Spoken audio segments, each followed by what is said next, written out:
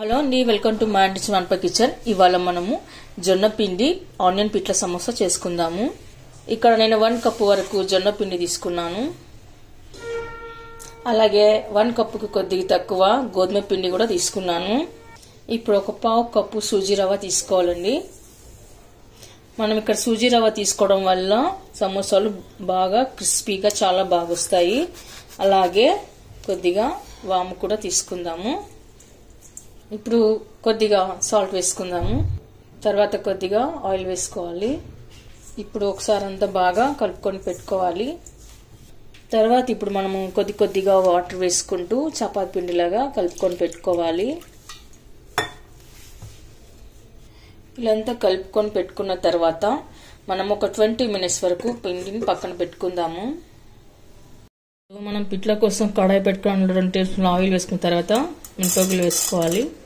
అలాగే జీరా, కరివేపాకు, ఆ తర్వాత కట్ చేసి పెట్టుకున్న ఆనియన్ ముక్కలు వేసుకోవాలి. ఆ తర్వాత ఇప్పుడు మనం ఒకసారి బాగా కలుపుకొని పెట్టుకుందాము. ఇప్పుడు బఠానీ వేసుకుందాము. పసుపు, సాల్ట్, తర్వాత కచ్చాపచ్చగా దంచి పెట్టుకున్న 4 వెల్లుల్లి రెబ్బలు వేసుకున్నాక బాగా ఒకసారి కలుపుకొని పెట్టుకోవాలి. ఇక్కడ ఆనియన్ పిట్ల చేస్తున్నాం కాబట్టి ఆనియన్ కాస్త ఎక్కువనే వేసుకోవాలండి. అలాగే ఆనియన్ మరి మెత్తగా ఉడికించుకోరాదు, హాఫ్ కుకింగ్ అయితే సరిపోతుంది. ఈ పిట్ల కర్రీ చపాతీలోకి, పూరీలోకి, దోశలోకి చాలా బాగుంటుందండి. వీళ్ళంతా బాగా ఉడికి హాఫ్ కుకింగ్ అయిన తర్వాత ఇప్పుడు రెడ్ చిల్లీ పౌడర్, తర్వాత ధనియా పౌడర్ వేసుకొని బాగా కలుపుకోవాలి. మీకు రెడ్ చిల్లీ పౌడర్ వద్దనుకుంటే గ్రీన్ చిల్లీ అయినా వేసుకోవచ్చు. ఇప్పుడు మనం 1 టేబుల్ స్పూన్ శనగపిండి వేసుకోవాలి. ఇప్పుడు బాగా కలుపుకొని పెట్టుకోవాలి. మనం ఇప్పుడు లో ఫ్లేమ్లో పెట్టుకొని పిండిని బాగా కలుపుకొని పెట్టుకోవాలండి. అలాగే కొంచెం పచ్చివాసన పోయే వరకు కలుపుకొని పెట్టుకుందాము. ఇప్పుడు మరీ వట్టిగా అనిపిస్తే కొద్దిగా వాటర్ వేసుకోండి చాలు. అంటే మరీ డ్రైగా కాకుండా కాస్త తడిగా ఉండేట్లాగా మనం వేసి కలుపుకొని పెట్టుకుందాము. మరీ డ్రైగా కాకుండా మరీ ముద్దగా ఇలా కాకుండా ఇలా పొడిగా వచ్చేట్లాగా చూసుకోవాలండి. అప్పుడే పిట్లకు పర్ఫెక్ట్గా అయినట్టుగా.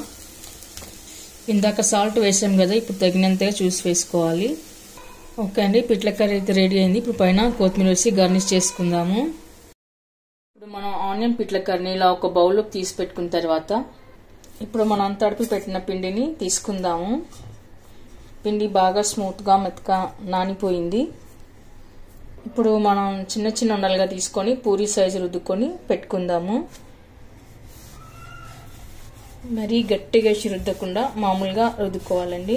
జొన్న పిండి వేసాము కదా, గట్టిగా రుద్దినట్లయితే పిండి విరిగిపోతుంది.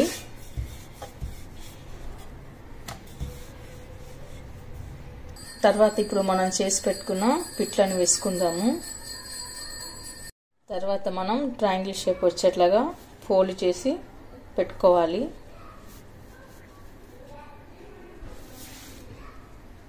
మిగతాయి కూడా ఇలానే చేసి పెట్టుకుందాము. చేసి పెట్టుకున్న తర్వాత మనం కడాయి పెట్టుకున్న కొద్దిగా ఆయిల్ వేసుకున్న తర్వాత సమోసాలని వేసుకోవాలి. ఒక్కొక్కటిగా వేసుకొని కాల్చుకుందాము. తర్వాత ఇప్పుడు మనం మరో పక్క తిరిగి వేసుకొని కాల్చుకుందాము. ఓకే అండి, చూసారుగా, అలాగే మిగతా కూడా కాల్చుకొని పెట్టుకుందాము. ఓకే అండి, చూసారుగా, సూపర్ టేస్టీ ఎమ్మీగా ఉండే జొన్న పిండి ఆనియన్ పిట్ల సమోసా. నిజంగా చూడ్డానికే కాదు, తినడానికి కూడా చాలా అంటే చాలా బాగుంది. పైన క్రంచీగా, లోపల చాలా సాఫ్ట్గా చాలా బాగా వచ్చాయండి సమోసాలు. మరి మీరు కూడా ఒకసారి ట్రై చేయండి. మీకు ఎలా కుదిరిందో కామెంట్స్లో పెట్టండి. లైక్ చేయండి, షేర్ చేయండి. తప్పకుండా మన ఛానల్ని సబ్స్క్రైబ్ చేయండి. Thank you for watching.